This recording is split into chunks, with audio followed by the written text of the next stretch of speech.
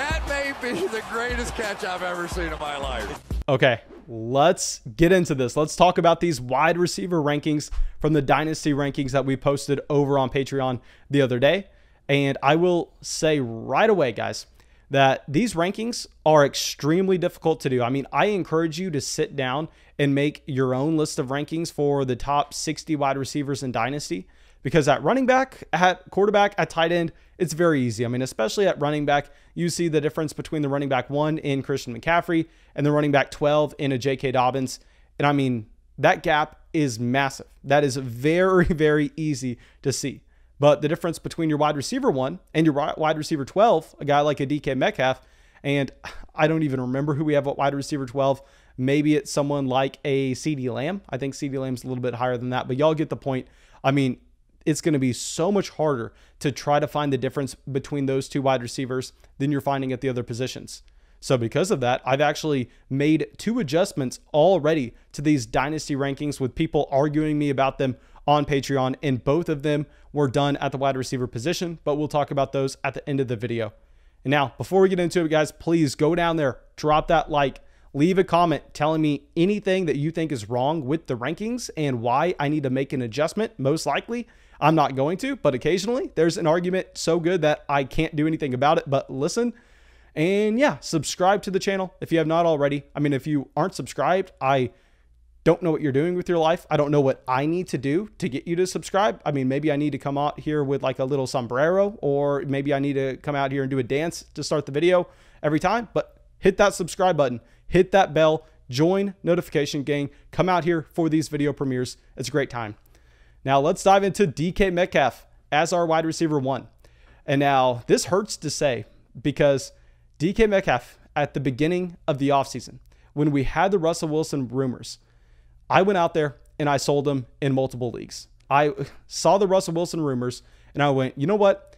If this is true, even if this is halfway true, if there's a 50% chance that Russell Wilson is off the Seahawks for 2021, I am willing to sell DK Metcalf. I will give you a 10% discount. Let me pivot over to a different elite wide receiver, because we know with Russell Wilson, I mean, that's a quarterback that has been top 10 in fantasy over the past decade, every single season. He doesn't miss a single game. He is in the top 3 in quarterback efficiency almost every year over the past decade. There's a million things you can point to for the fact that Russell Wilson is going to be able to produce top-end wide receivers, whether it's Doug Baldwin, whether it's Tyler Lockett, whether it's DK Metcalf, someone that has as much upside as Calvin Johnson. I mean, we have seen history, and history tells us that Russell Wilson is going to support those guys. So I got nervous. I sold him off. I believe I sold him for a Clyde Edwards-Helaire in a league. And yeah, that was a bad move by myself. I wish I didn't do that. Of course, if we could have gone back and taken that back, we would have. But now with Russell Wilson locked in, DK Metcalf is going to be our wide receiver 1. Now, if you go through DK Metcalf, surprisingly, his rookie season wasn't that productive. I mean, he was the wide receiver 43 in points per game. And y'all know I always like to dive into it when we're looking at those rookie players. We want to break it down into the first half of the season and the second half of the season to see how they're trending. And in 2019, DK Metcalf in the second half of the season was the wide receiver 29. So he was a mid wide receiver 3.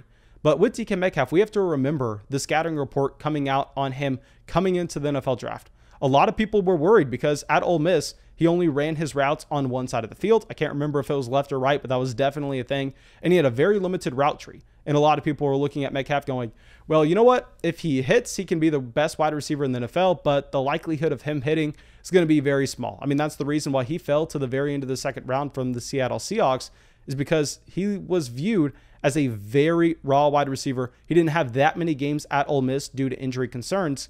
But in 2020, he comes on and he shows us that DK Metcalf is going to take over the NFL. I mean, he was the wide receiver 10 in points per game on the season. But like we said, I mean, DK Metcalf was that raw wide receiver. So what we really want to do here is let's split it in the first half of the season and the second half of the season. And what's surprising here is if y'all all remember, I mean, the first half of the year, that's when Russell Wilson was the quarterback 1 overall. I mean, that's when people who drafted Russell Wilson were literally just counting their money. So you would expect that DK Metcalf had a much better first half of the season compared to second. Yet, despite that happening, DK Metcalf was actually the wide receiver 10 on the season, and he was the wide receiver 4 during the second half of the season in weeks 8 through 16. So DK Metcalf, despite the overall offensive volume going down, despite the offensive efficiency going down, and Russell Wilson not performing up to his par, DK Metcalf continued to improve. And I think DK Metcalf is not even close to what he can be. I mean, you look at the frame of a DK Metcalf, where he is 6'3", 228 pounds, and he ran a 4.33 40-yard dash. I mean, this is a player. Just remember the play where Russell Wilson had that interception. DK Metcalf, from one end of the end zone all the way to the other, chased that dude back. I mean, that shows what kind of speed he has, and he is obviously that freak with his size. And this is a player that was sold to be raw coming into the NFL. He is showing us the potential to put his game together. And I don't know what the ceiling is. I mean, I wouldn't be surprised if DK Metcalf was the #1 overall wide receiver in 2021. I mean, would you be surprised if he outproduces everybody, even in a redraft league this upcoming year? I don't think anybody should be surprised. And when he's going into year 3 and he's tied to Russell Wilson for essentially ever, I mean, DK Metcalf, going to be my wide receiver 1. Now, staying in this same tier, this is still going to be tier 1. So if you want to make the argument for this player over DK Metcalf, I'm fine with it. But let's talk about Justin Jefferson. Okay, so here with Justin Jefferson, obviously, he just put up one of the most impressive rookie seasons of all time. I mean, he's only 22 years old right now, so obviously it's crazy to even be talking about his past season's production because it happened at a very early age where he didn't get a preseason. I mean, he got a very limited training camp. It's going to be really hard to expect any of those guys to come out and be ready right away. But Justin Jefferson managed to be a low-end wide receiver 1 last year, despite everything going on. And he actually broke out in week 3. So if you kind of just chop it off, go, let's not look at the first 2 weeks. I mean, he didn't get a preseason. He didn't get the rookie training camp. So let's give him a break for the first 2 weeks. Let's look at weeks 3 through 17. There, Justin Jefferson was the wide receiver 6 in points per game. So Justin Jefferson, at 21 years old, was a mid-wide receiver 1 already. And he did this with incredible efficiency. I mean, it's not like he was just some target monster. While, yes, obviously he was getting targets at a high rate. I mean, what he was doing with his targets was incredible. I mean, he averaged 5.5 receptions a game, 88 receiving yards a game, and he had 7 total touchdowns in 16 games. So with Justin Jefferson, I understand that if you were talking about these players in a vacuum, you most likely want Justin Jefferson over DK Metcalf. That's an argument you can be making. My problem is, though, the situation centered around Justin Jefferson, I just don't think is nearly as good because you have Kirk Cousins locked in through 2022. So you're going to have Kirk Cousins for this season and the next. And the thing with the Vikings is, I mean, I'm not expecting them to be bad enough anytime soon to get a top 3 pick in the NFL draft. So that's not going to be the case. How are they going to get an improvement at quarterback? I find that very hard to try to draw out that path.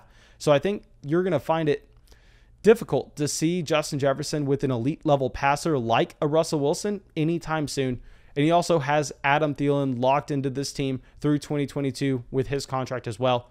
So I'm just not as excited about the Justin Jefferson situation.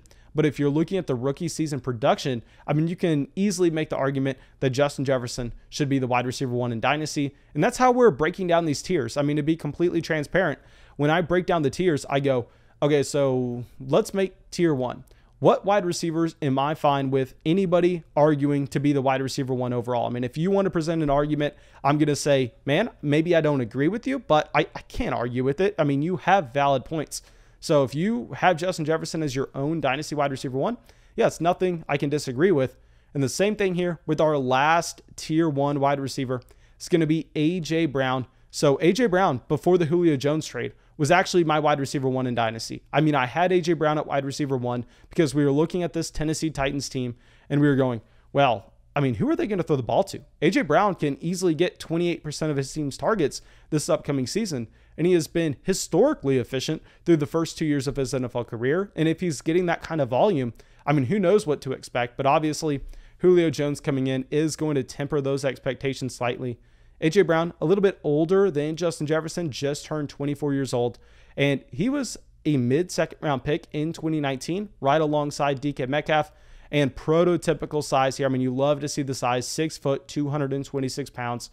And what we want to do as well is let's break down the season for A.J. Brown. Let's break down his rookie season into the first half, the second half, and we'll do the same thing with 2020, where in 2019, you look at A.J. Brown, he was the wide receiver 31 on a points per game basis. So he was the wide receiver 31 just over the entire season. But if you look just after his bye week, he did have a bye week later on in the year, but we remember A.J. Brown had that breakout at the very end of his rookie season. And after his bye week, A.J. Brown was actually the wide receiver 2 in fantasy in points per game. His rookie season, I believe it was like weeks 12 through 17, A.J. Brown was the wide receiver 2 in points per game. Now, in 2020, he finished as the wide receiver 7 in points per game. So he was a mid wide receiver 1. And if you take out the injured week that he had, I mean, he finishes as wide receiver 6. So he's just in that same range. And this situation is going to be a little bit better than Justin Jefferson's, I will say that. Where Ryan Tannehill, I think we can all agree at this point, is a significantly better quarterback than Kirk Cousins. I'm happy to have Ryan Tannehill as the A.J. Brown quarterback option for 2021, 2022, and 2023. I mean, if you look at the contract, there's guaranteed money all throughout then. So I think Ryan Tannehill is locked in with A.J. Brown for the foreseeable future. And with Julio Jones, we already brought up the fact that he's the reason we knocked A.J. Brown down from our wide receiver 1 mark to our wide receiver 3 mark. But Julio Jones only has guaranteed money through this season. I mean, if Julio Jones has another injury-riddled year, if Julio Jones is disappointing this season, maybe he's off the team next year. And in that case, I mean, you can be extremely excited about A.J. Brown. So this is one of the moves that we actually ended up making is Tyreek Hill is our next wide receiver. And we had him previously in tier 1 with these other guys. But the more I thought about it, the more I'm looking at it going, you know what, Tyreek Hill, while yes, he is my wide receiver 1 in redraft formats. I mean, if you're drafting just for 2021, Tyreek Hill is my guy. But in Dynasty, he's 27 years old.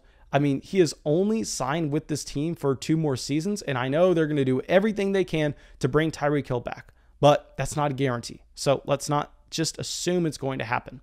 But here with Tyreek Hill, I think because he's 27, because he's only attached to Mahomes for the next 2 years at the minimum, yes, he can be attached to Mahomes for the next 5 years. We don't know right now.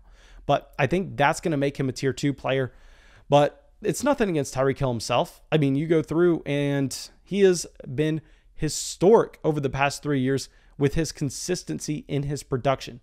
I mean, in 2020, the wide receiver 2 in points per game. In 2019, if you take out the week that he got injured, the wide receiver 7 in points per game. In 2018, the wide receiver 5 in points per game. Very rarely do you see a wide receiver maintain this level of elite play. I mean, you have DeAndre Hopkins, Devontae Adams doing it, and that's about it. So Tyreek Hill, 27 years old. We're going to have him kicking off tier 2 here. Used to be in our tier 1. Please let me know if y'all think I'm making a mistake here, guys, by dropping him down to tier 2. But another move that we made, actually, we were arguing with Tom over there on Patreon. So shout out to Tom, Motherflocker, over there on Patreon. We were arguing with him. I had Calvin Ridley at wide receiver 5, and he was saying, Mason, you have Stephon Diggs at wide receiver 6. Diggs should be 5. Here are my reasons, X, Y, and Z. And I was like, well, you know what? You're right. I made that mistake. And Stephon Diggs is now our wide receiver 5. A recent move. He jumps up over Calvin Ridley. Now, Stephon Diggs, only 27 years old. I was actually surprised to hear that Stephon Diggs was only 27. I swear to God, we've been talking about him for the past 10 years. And what you really like to see with Stephon Diggs compared to Calvin Ridley is Stephon Diggs is essentially attached to Josh Allen forever. I mean, Josh Allen, only 25 years old, and we know that teams simply don't let their franchise quarterbacks walk. So Josh Allen, Stephon Diggs are going to be together forever. I mean, it's a very happy marriage here. And Stephon Diggs already showed us that he has that ceiling to elite level production this past year. I mean, he finished as the wide receiver 3 in points per game. That's not something you can overlook. And also, we have seen from the Buffalo Bills that it's not like they're looking to add any other receiving options at this moment. I mean, they go out, they bring in Emmanuel Sanders, but that's just to replace John Brown. I mean, it doesn't look like Stephon Diggs is going to be losing targets to anybody this upcoming season. And if you compare this over to Calvin Ridley, and I understand Calvin Ridley, very impressive. He's actually our wide receiver 6. But the problem with Calvin Ridley and why we decided to move him behind Stephon Diggs is the quarterback play. I mean, I'm very, very questioning what we are going to have from Matt Ryan, because Matt Ryan, he is signed through 2022. So he's going to be the quarterback for this team this season and next. He's 36 years old. In the past 2 seasons, Matt Ryan has been near the bottom of the NFL in the efficiency that he has. And if you look at the splits with and without Julio Jones, I mean, this Atlanta Falcons offense is disgusting without Julio Jones. And they do bring in Kyle Pitts as well. Now, Kyle Pitts, I think he's most likely going to be a more impactful player in what he's doing to Calvin Ridley's target share next season. But regardless, this is Dynasty. We have to look a few years out. So for all those reasons, I think we actually have to have Stefon Diggs over Calvin Ridley in our Dynasty rankings. I believe Calvin Ridley, 26 years old himself, I believe, only 1 year younger than Stefon Diggs. And no, Calvin Ridley didn't stay forever at Alabama. Calvin Ridley actually got to Alabama at like 20 years old. I don't know why he stayed in high school so long. But yeah, guys, please go down to that comment section. Let me know anything that you think I said was wrong. Let me know anything was stupid. And yeah, the rest of our rankings can be found over there on Patreon for everybody supporting the channel. But if you made it this long in the video, just drop that like and you're supporting it enough.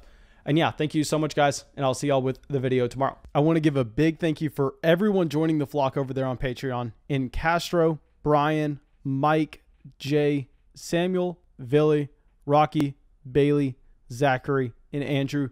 Thank you, my dudes.